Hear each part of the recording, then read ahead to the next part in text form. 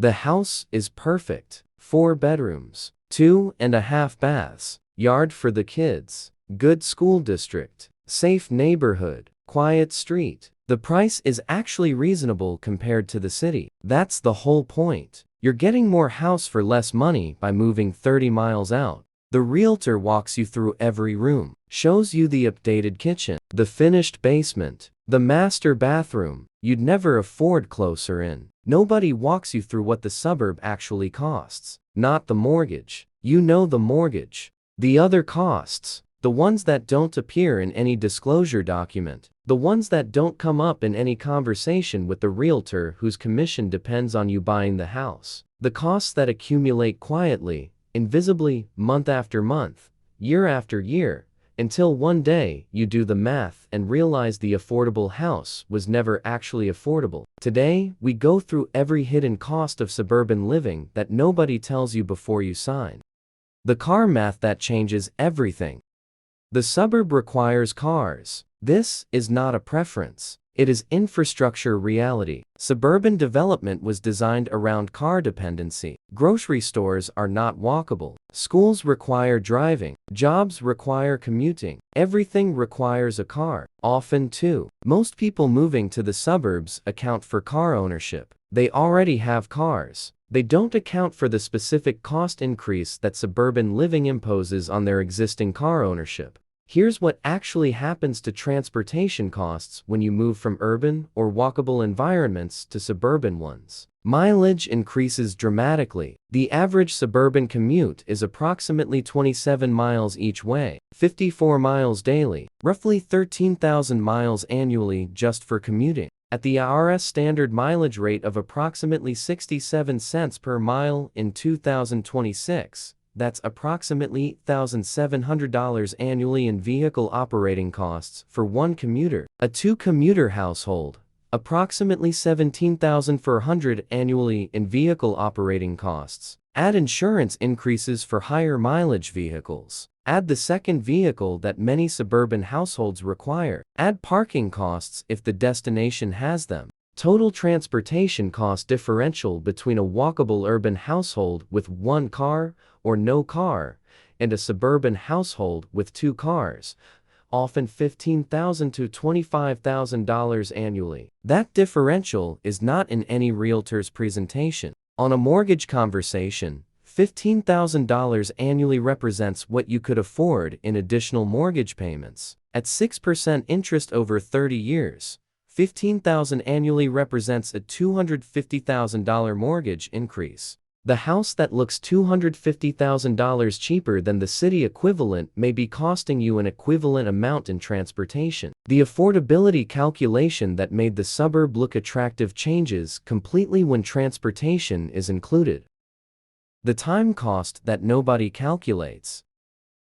The commute takes time. This is obvious. It's also significantly underweighted in suburban housing decisions. The average suburban commute in America is approximately 27 minutes each way, according to census data. Many suburban commuters significantly exceed this. 45 minutes each way is common. An hour each way is not unusual in major metro areas. 1 hour daily commute round trip. 250 working days annually. 250 hours per year spent in a car. 250 hours is 6.25 full work weeks. 6 weeks annually that disappear into commuting. Over a 30-year mortgage, 7,500 hours. Over 3 years of working time spent in a car driving to and from the affordable house. This time has financial value if you assign it any economic worth at all. At your hourly wage, the commute time represents real money. At $25 per hour,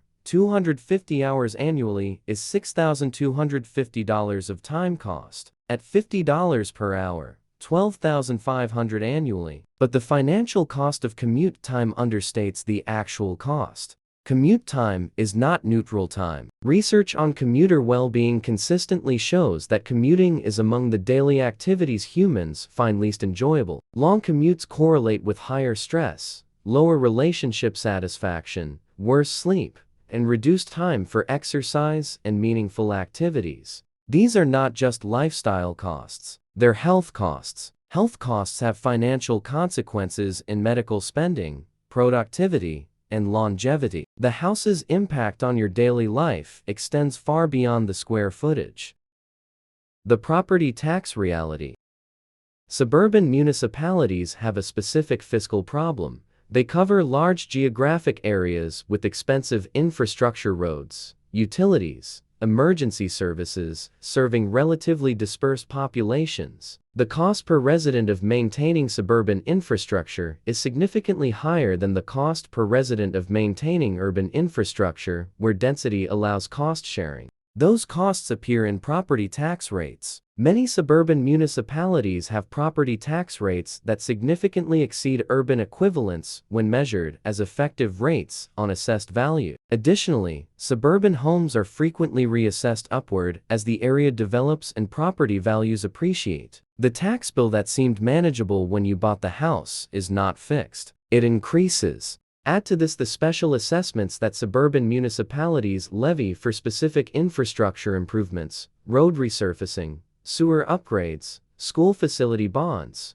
park district taxes. These appear on tax bills as line items separate from the base property tax. They're authorized by local governments, typically without requiring individual homeowner approval. A homeowner in a developing suburb may find special assessments adding $1,000 to $3,000 annually to their property tax burden above the base rate. Over a decade, these assessments represent $10,000 to $30,000 in costs that had no line item in the original mortgage calculation.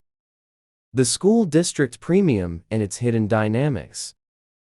Good school district is the most commonly cited reason for suburban home purchases. The school district premium is real. Homes in highly rated districts sell at significant premiums to equivalent homes in lower rated districts. But there are several dimensions of this dynamic that homebuyers consistently misunderstand. The premium you pay assumes the school district maintains its rating throughout your children's school years. School district quality is not static. It changes based on funding, administration, demographic shifts, and state policy changes. You're paying a premium for a current quality designation that may not persist for the 15 years your children will actually attend those schools. Additionally, the school district premium means the house you're buying is priced above its structural value. You're paying for the public service, the school, through an inflated purchase price rather than directly. That premium is not recoverable through any mechanism other than appreciation that continues to price in the school district value. If the district's reputation declines, the premium evaporates. You paid for something you may not fully receive. And finally, the alternative. The premium difference between a top-rated district home and an adequate district home, invested instead in private education or educational supplements, often produces comparable or better educational outcomes at lower total cost. The maintenance reality of larger suburban homes. The larger home that the suburb provides at comparable price to a smaller urban home is not just a feature, it's a maintenance obligation. The 1% to 2% annual maintenance rule applies to every square foot. A 2,000 square foot suburban home at $400,000 requires $8,000 annually in maintenance. A 4,000 square foot home at the same price point requires the same percentage on a larger physical plant with more systems, more roof, more exterior, more mechanical infrastructure. Suburban homes frequently have additional maintenance obligations that urban condos and smaller homes don't. Gutters, exterior painting, driveway sealing, deck maintenance, lawn care, snow removal, landscaping. These costs are not one-time. They're recurring. They compound over a 30-year ownership period into a number that most people would find surprising if they actually calculated it.